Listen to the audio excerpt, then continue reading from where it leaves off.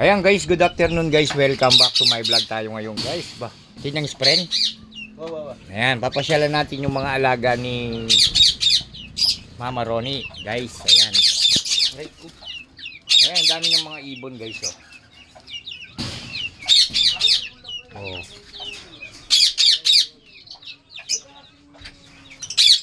Ang ganda ng ibon niya guys. You know?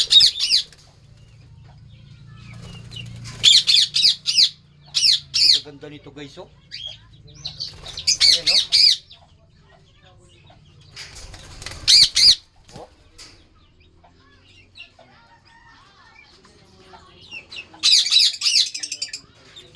Tapos guys, meron din siyang ibon na katulad nung sa akin guys, kaso yung sa kanya puti. Ayan oh. Oh. Meron din siyang ano, parang parot. Yun no, mga puti.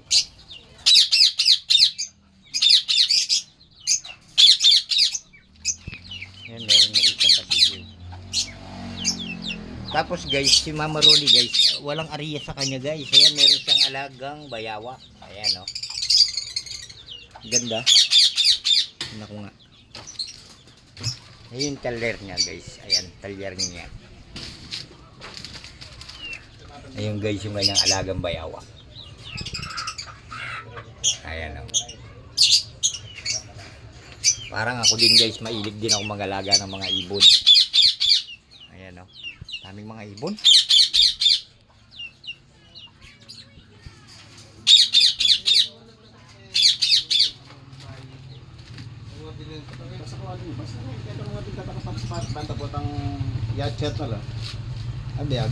Ayan guys, inaayos na yung itlog ni JR.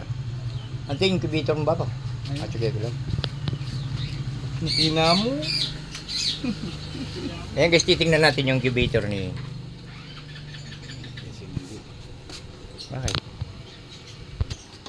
Ayan guys ah. Laki pala ng. Oh? Kung nalinis ka, may nakas yan. Matik yan? Oh. Ano ka niya? Yan, patanggal ko rin ibon niya. Kanyang siya ano. Oh. Ayos eh no. Dagul na ni man eh. Ay, pali. Ay, something na pali. Oo.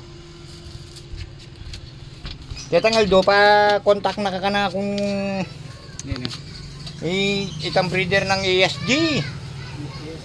Okay guys, maraming salamat sa inyo guys. Sa Papa Kaido sana